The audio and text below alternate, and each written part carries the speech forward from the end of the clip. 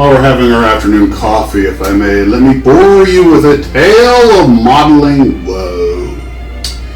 When I was but a tyke in the 60s, this is my life. A company called Renwal, which was the owner's name Launer spelled backwards. I did one of those videos on it. You might have seen it. Anyway, they made a series of World War I model airplanes called Aeroskins, and they actually had the part of the frame of the airplane exposed on the surface, and you had this paper cutout that was all pre-colored, and you glued it on. That way you didn't have to paint the airplane. And I had one as a kid and totally made a mess of it. But it was, somebody recently gave me one, but after a while they quit selling the Aeroskins, but they sold the same models without the skin. So I tried to putty up to fill in all the gaps, and I had an absolute disaster. I tried putting resin in there and sanding and putty and filing and covering with paper, and probably the paper had the best result because it was similar to the Aeroskin. But then anyway, it looked so bad, I decided one of Germany's top aces of the war, and arguably the finest fighter pilot of World War I, and the show circuit to follow in the barnstorming days was Ernst Udet.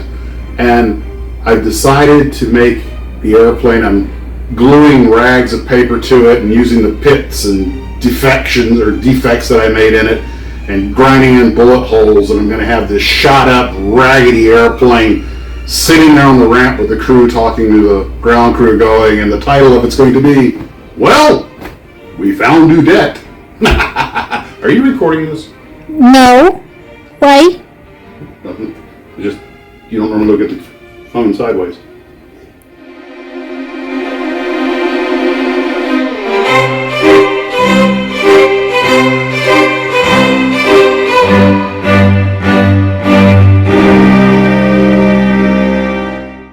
Well, good evening, Glue Troopers. Max and Max's Models here, and as I mentioned, that long-winded story turned around, and my wife's, taking video of me, or I'm like, okay, that's what it's like being married to me. So, as I mentioned, I did try a lot of different things. I tried using resin, liquid water, and a couple other things to fill out those wings, cover them with paper. The thing that worked best was stretching smaller strips of paper across it, but in the end I just didn't like the lumpy way it looked, so I decided to go ahead and do what I said I was going to do. Made a hatchet job out of it.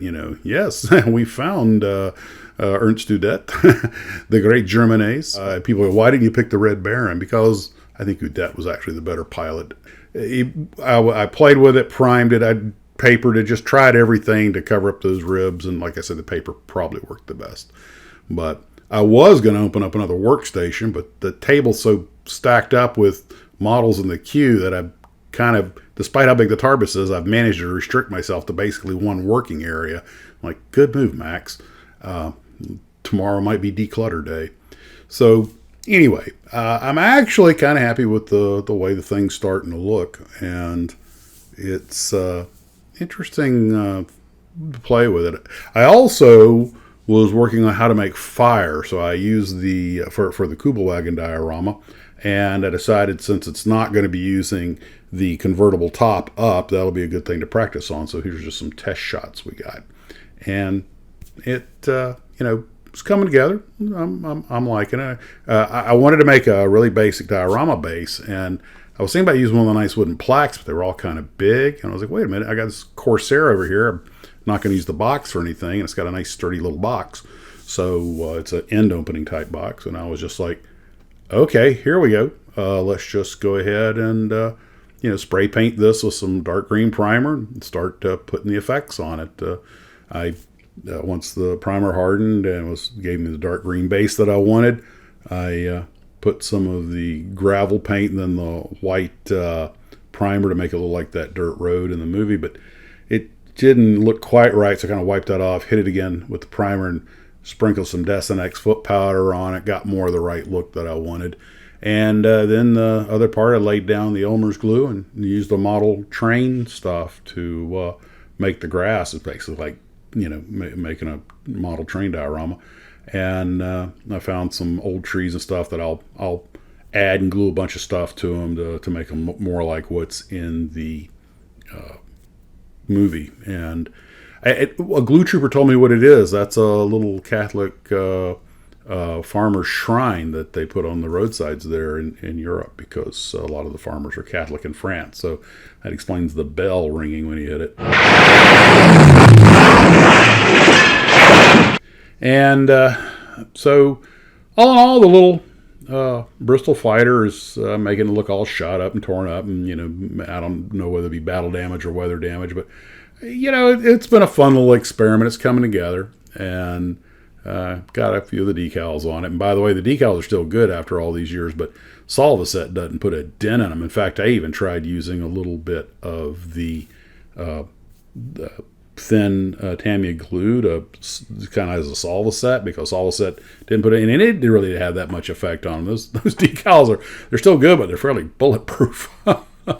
And so that was everything I got done today. It was actually, we had real world stuff that I didn't even get to work till this afternoon. But Major Pluscat's Kubelwagen is coming along. I'll have it done in time for the D-Day build. And Major McKeever's Bristol F2B is, well, I'm not going to put it McKeever's markings. I'm just going to put the basic roundels on it.